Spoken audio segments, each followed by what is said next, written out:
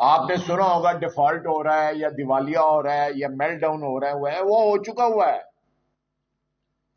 कि जो हमारे मुल्क के इस वक्त हालात है, हम एक दिवालिया मुल्क के रहने वाले हैं। नमस्कार।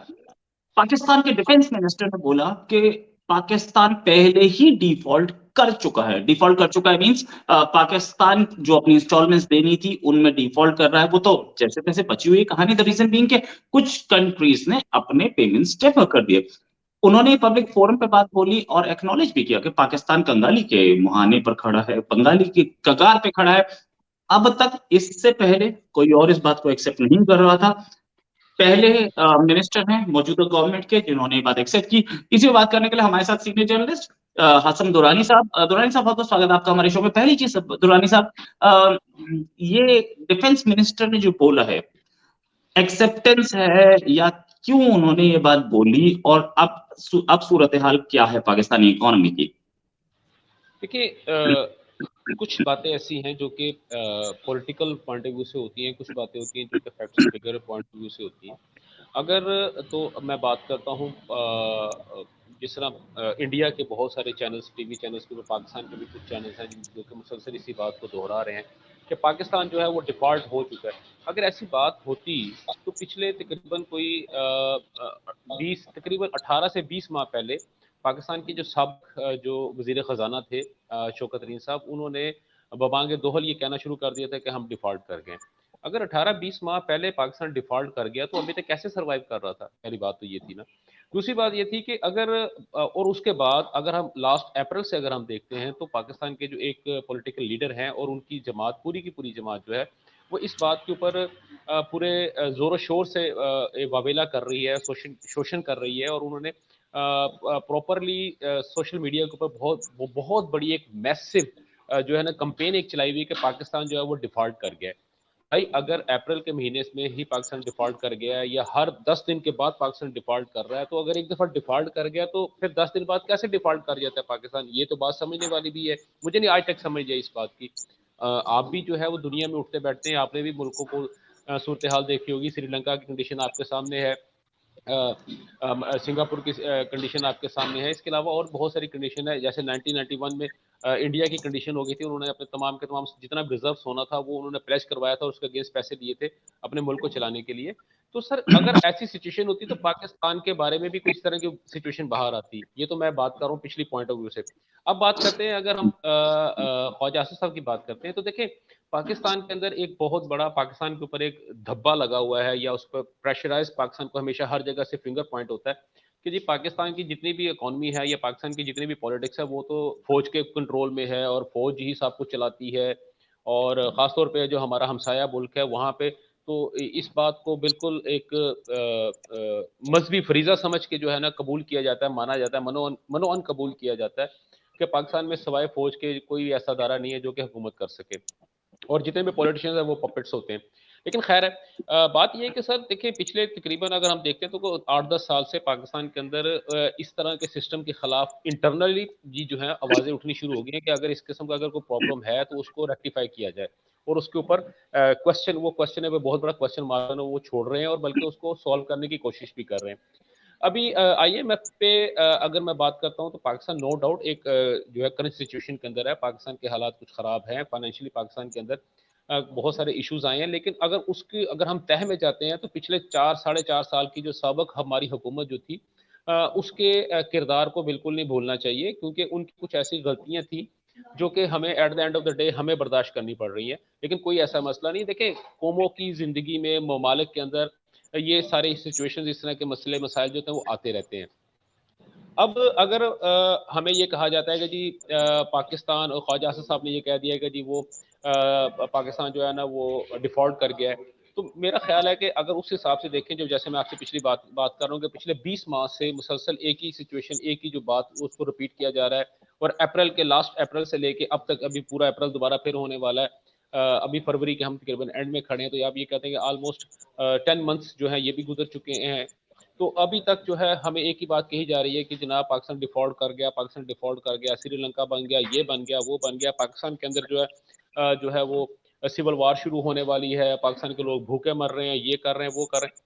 अभी सर देखें यहाँ पे जो बात उन्होंने की है कि 5,000 रुपया किराया अगर आप देते हैं तो इसका बेहतर है कि हम उस जगह को बेच दें। असल बात ख्वाजा आसिफ साहब की जो बात है इसको देखें कि अंडर द लाइन बात क्या की है उन्होंने। आपने देखा होगा, मैंने चंद दिन पहले एक ट्वीट किया था कि इस मुल्क में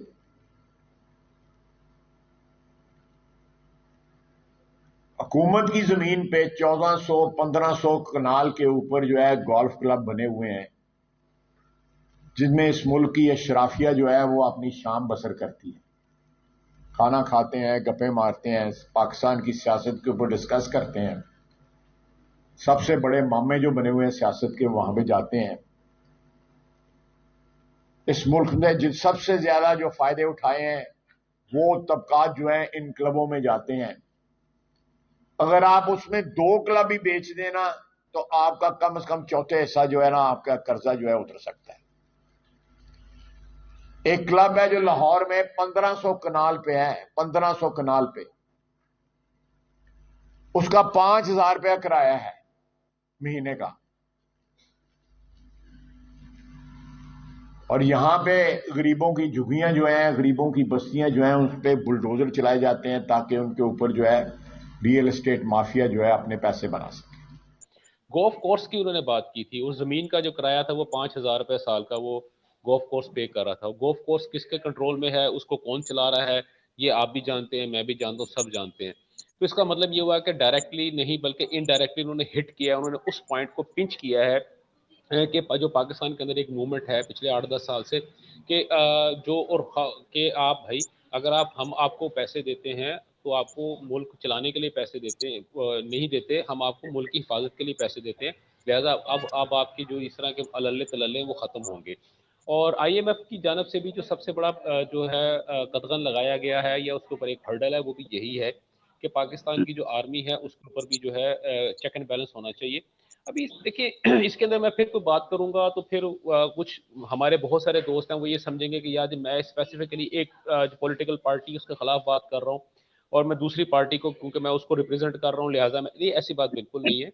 अगर खुले दिमाग से और प्रॉपरली देखें सोचें तो बहुत सारी चीजें ऐसी हैं जो कि पिछले 4-5 साल के दरमियान में बहुत स्पीड से रैपिडली बाहर को आई हैं, उभर के बाहर को आई हैं, जिससे हमें ये पता ये लग रहा है कि जो हमारे जो इश्यूज थे, हमारी जो बहुत सारे ऐसे प्रॉब्लम थे।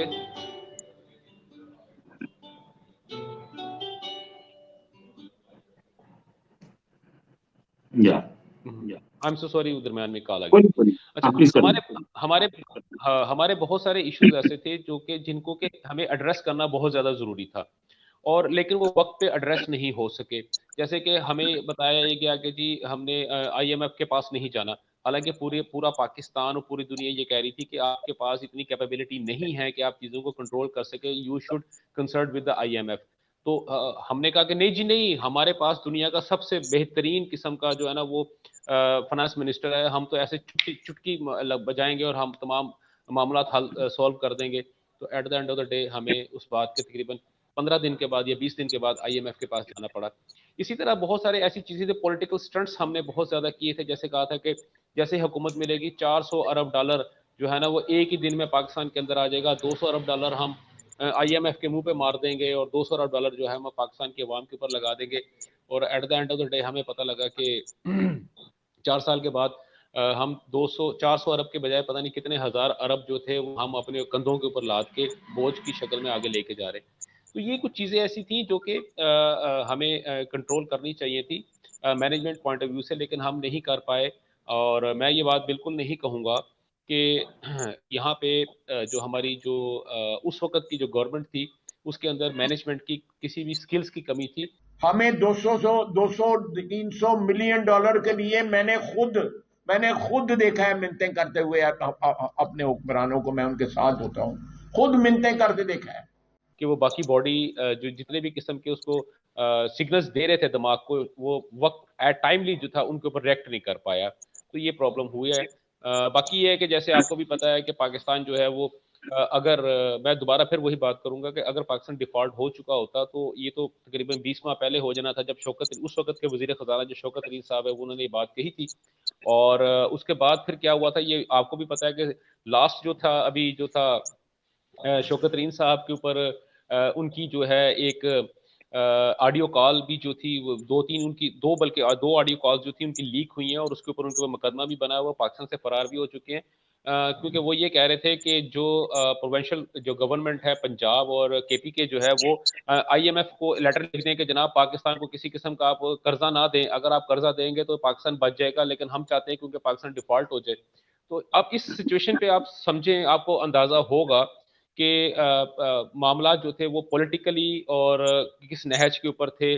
और पाकिस्तान की जो उन लोगों की जो लास्ट जो गवर्नमेंट जो थी जो अप्रैल में जो खत्म हुई है उसके बाद जो नई जो ये वाली गवर्नमेंट आई है, इनके दरमियान में डिफरेंस क्या था, इनकी सोच में क्या क्या डिफरेंस था, वो अब आपके सामने नजर आ रहा है। और ये ब्लैक एंड व्हाइट के अंदर है, ये कोई ऐसी फिक्टिशियस किस्म की मैं गुफ्तगू नहीं कर रहा आपके साथ।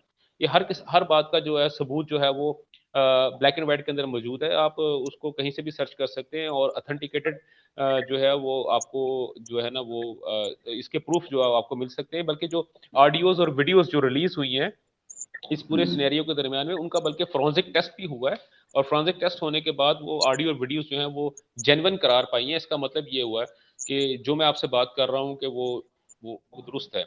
बाकी जो बात तो ख्वाजा आसिफ साहब ने कही है, उन्होंने दोनों पार्टीज को उन्होंने बात कही है। एक वो पार्टी जिसके बारे में कहा जाता है कि पाकिस्तान के अंदर हमेशा उसी की हुकूमत रहती है, उसको ये बताया है कि भाई अब आपको साथ वही होगा जो आपकी जरूरत होगी, आपको सिर्फ वही मिलेगा। वो एक चीता जो है बाहर निकल के वो एक बंदा मार दिया उसने, उसको जख्मी कर दिया, इतनी जुर्रत नहीं है। बेनामी जो एफआईआर दर्ज कराई गई है उसका नाम नहीं लिया गया कि किसका चीता था। राइट। अच्छा, उन्होंने ये बात एक प्राइवेट कॉलेज के सेरेमनी में बोली। उन्हें पता था कि सारी नजरें उनके ऊपर हैं। वो कहीं ना कहीं तो एक इंडिकेशन दे ही रहे थे कि भैया समझ जाओ यार, मामला सीरियस है। अ, जी जी इतने बिल्कुल। स्ट्रॉन्ग वर्ड्स फाइनेंस मिनिस्टर की तरफ से आने चाहिए थे, ख्वाजा साहब ने क्यों बोले? डिफेंस मिनिस्टर है, फाइनेंस मिनिस्टर का देखिए, फाइनेंस मिनिस्टर का जो काम है वो उन्होंने इससे अगर आप इससे पहले जो इसहाक डार साहब की अगर आप उनकी गुफ्तगू सुनेंगे तो उन्होंने जो एड्रेस किया था और उनका जो बयान था अगर आप उसको सुनेंगे तो वो इससे ज़्यादा स्ट्रॉन्ग था। और वो उन्होंने जो पॉलिटिकली उनके ऊपर जो वार हो रहे थे, उनके ऊपर जो हमले हुए रहे थे, उसका जवाब उन्होंने पॉलिटिकल लैंग्वेज में दिया था। और उन्होंने बल्कि यहाँ तक कहा था कि आप आ जाएं ओपन फोरम के ऊपर मेरे साथ आ जाएं, आप भी बैठ जाएं मैं भी बैठ जाता हूँ, आप अपने 4 बंदे ले आए, मैं अकेला आके बैठ जाता हूँ, आपके हर सवाल का मैं जवाब दूंगा। तो उसके जवाब में जो था वो अगली पार्टी जो थी उसका काम फिर यही हुआ, वो सोशल मीडिया पे। आपको पता है सर, देखिए दूसरी पार्टी जो है ना उनका सोशल मीडिया विंग बहुत ज्यादा स्ट्रांग है और इस वक्त जो गवर्नमेंट है इनका सोशल मीडिया विंग काफी काफी वीक है। और वो अपना एक बयानिया क्रिएट करते हैं और उसके ऊपर वो सारा झूठ ही होता है या सच हो। देखें, मैं एक इंडिपेंडेंट ऑब्जर्वर के तौर पे अगर मैं आपसे अगर आपको बात करता हूँ, देखिए खबरें मेरे पास भी आती हैं तो हम लोग उनको चलाएं ना चलाएं हमारी मर्जी, हमारे चैनल की अपनी पॉलिसी होती है। अभी जैसे रिसेंटली हुआ कि पाकिस्तान के अंदर जो अमेरिकन एक वफ्द आया जो कि उनको जो लेके गए वहाँ पे जो फ्लड रिलीफ सेंटर जो वजीर आजम प्राइम मिनिस्टर का बनाया गया था, प्राइम मिनिस्टर पाकिस्तान का फ्लड रिलीफ सेंटर में वहाँ पे लेके गए और उनकी तस्वीर जो थी वो जैसे ही बाहर आई तो उनके जो थे इमरान खान साहब की जो पार्टी थी उन्होंने उसके ऊपर रोला डाल दिया कि देखिए जी एटॉमिक एनर्जी का एक बंदा अमेरिका से आया है और वो ये चेक करने के लिए आया है कि पाकिस्तान के अंदर कितने एटॉमिक बॉम्ब्स हैं और वो उनकी तादाद जो है 165 है। और इन्होंने उनके साथ मुआहिदा कर लिया है कि जी वो 165 में से 140 जो है वो डिस्कार्ड कर देंगे और सिर्फ 25 बॉम्ब्स अपने पास रखेंगे। और ये जनाब उसकी वीडियोस हैं और ये उसकी ऑडियो, ये उसकी तस्वीर है। लेकिन मैं इस उम्र के उस हिस्से में हूं या सियासत में इस मुकाम पे आ गया हूं, मैंने खुद पिछले 32 साल में इस मुल्क की सियासत को जो है डिग्रेड होते देखा है, रुसवा होते देखा है और रुसवाई बर्दाश्त होते देखी है। और किसी ने इस रसवाई के खिलाफ आवाज उठाई है उसको जलावतन कर दिया गया, उसको कैद कर दिया गया, या उसको सफा हस्ती से मिटा दिया गया। ये भी हिस्सा सियासतदानों के हिस्से में आया, ये बातें भी सियासतदानों के हिस्से में आई। चलिए ठीक, लीव दिस पॉइंट हियर। मैं एक फाइनल आपसे क्वेश्चन पूछना चाहूंगा। अब जेल भरो का कॉल दी है फॉर्मर प्राइम मिनिस्टर ने, इमरान खान ने। क्या इमरान खान को अरेस्ट करना गवर्नमेंट के लिए आसान काम रहेगा? क्योंकि इमरान खान के सपोर्टर्स जो मुझे बता रहे हैं वो ये बोल रहे हैं कि आसान नहीं होगा, सड़कों पर खून बह सकता है। नहीं, ऐसी कोई बात नहीं है। पहली बात तो ये है कि सर देखिए, मैं इमरान खान साहब को बड़े अरसे से फॉलो कर रहा हूँ, ठीक है। और पाकिस्तान की पॉलिटिक्स के अंदर इमरान खान एक इंतहाई इंटेग्रल पार्ट है उनका। और लेकिन ऑपोजिशन के अंदर मैं कभी भी इमरान खान साहब को पिछले मैं अगर तकरीबन मैं अगर अपनी बात करता हूँ, और ख़ासतौर पर मेरा ये जो सफ़र है जर्नलिज्म का, जो मेरा जो जितना भी सफ़र है, अगर मैं उसकी बात करता हूँ तो मैं पिछले तकरीबन कोई 15-16 साल से इमरान खान साहब को फॉलो कर रहा हूँ। उसके अंदर मैंने कभी भी खान साहब को हुकूमत में नहीं देखा। मैं अपनी बात कर रहा हूँ, और इस बात को खान साहब ने प्रूव भी किया है। उन्होंने अपने अमल से, उन्होंने अपनी चीज़ों से प्रूव भी किया है। देखिए, अब दूसरी बात ये कि देखिए, पाकिस्तान के अंदर, पाकिस्तान हो, इंडिया हो, अमेरिका हो, बरतानिया हो, दुनिया का कोई भी मुल्क हो, सर किसी भी शख्स को सबूतों की बुनियाद पे, ठीक है, शवाहिद की बुनियाद पे, गवाहों की बुनियाद पे गिरफ्तार करना 1 सेकंड का काम होता है। पहली बात, ठीक हो गया सर। दूसरी बात ये सर, कैसी कहाँ की बात हुई सर कि जी वो बहुत बड़े लीडर हैं, लिहाजा उनके ऊपर। सर जी, पाकिस्तान के अंदर अगर आप बात करते हैं, भुट्टो को फांसी लग गई, क्या हुआ? ठीक है।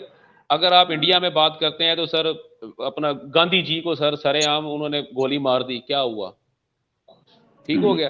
इंदिरा गांधी है, उनका मर्डर हो गया, राजीव गांधी का मर्डर हो गया, लियाकत अली खान का मर्डर हो गया, बेनजीर भुट्टो का मर्डर हो गया, क्या हुआ? सर ये सिर्फ और सिर्फ मेरी और आपकी यहाँ की होती है, यार I am the super one, I am the Superman, I am the only one. नहीं सर, ऐसा बिल्कुल नहीं होता।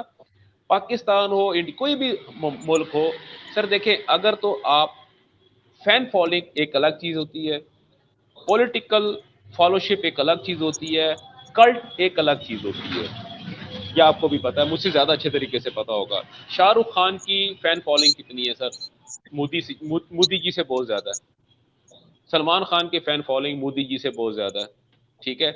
लेकिन क्या अगर वो पॉलिटिशियन अमिताभ बच्चन की, लेकिन हुआ क्या सर उनके साथ? जब अमिताभ बच्चन पॉलिटिक्स में गए तो क्या हुआ?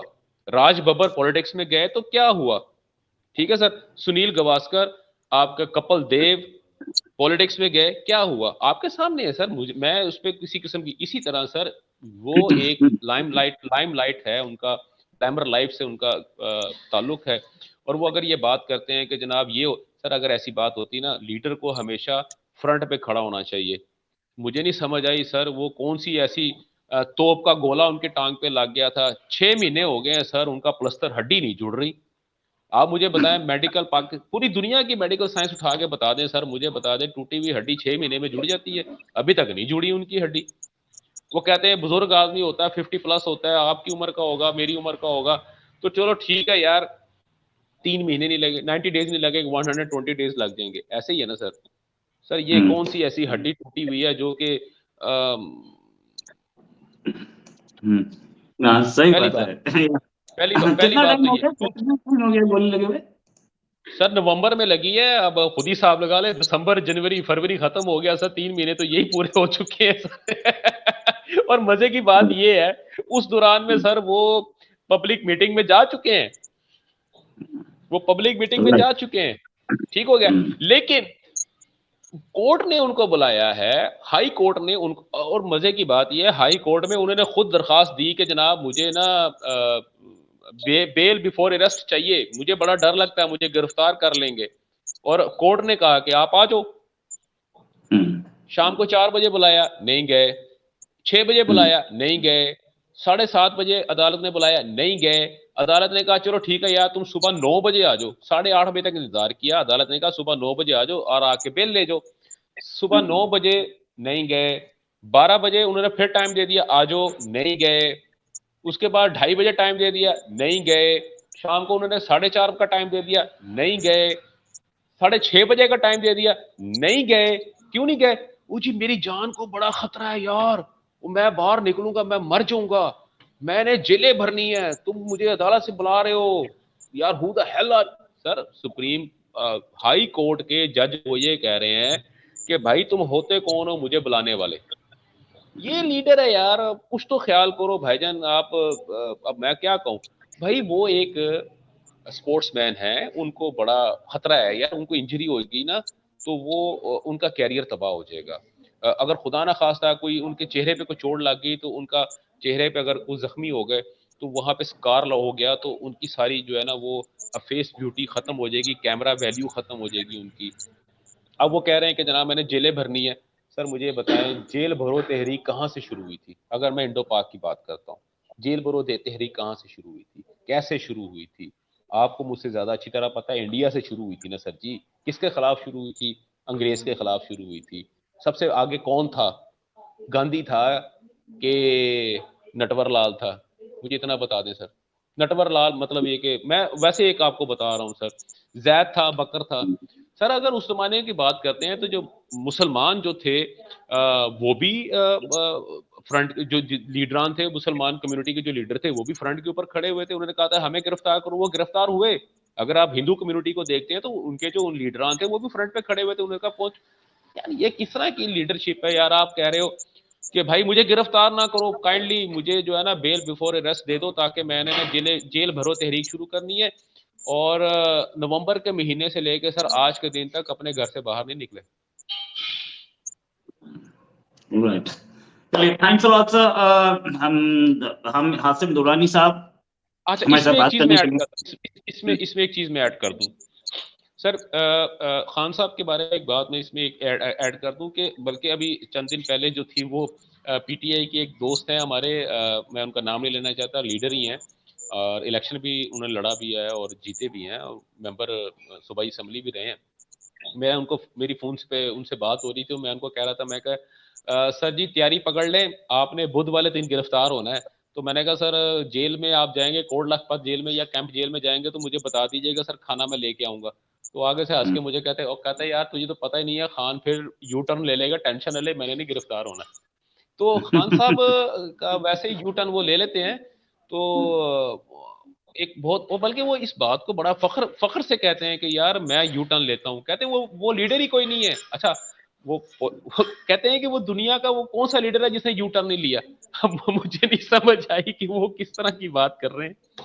लेकिन I am so sorry Khan साहब, मैं बड़ा जो है ना आपकी बातें जो है उनसे थोड़ा सा मैं उनका मैं हंसी मजाक उड़ा रहा था। लेकिन बात यह है कि जो फैक्ट एंड फिगर है वो आपके सामने ही है, आप देख लें, उनको चेक कर लें। अगर इसमें कहीं पे कोई गलती हो तो या मैं कहीं पे अगर गलत बोल गया हूँ तो मुझे बता दीजिएगा, मैं उसको हमेशा जो है ना रेक्टिफाई करने को तैयार हूँगा। कोई और टेंशन नहीं, कोई लेकिन टेंशन नहीं। या जी आप खान साहब चाहे का लेकिन अपना है और खान साहब के बारे में देखते हैं जेल भरो होता है कि नहीं। उम्मीद है जल्दी एक डिस्कशन और करेंगे साहब, आप दुरानी साहब आपके साथ। अभी के लिए नमस्कार, धन्यवाद। जी अल्लाह हाफिज।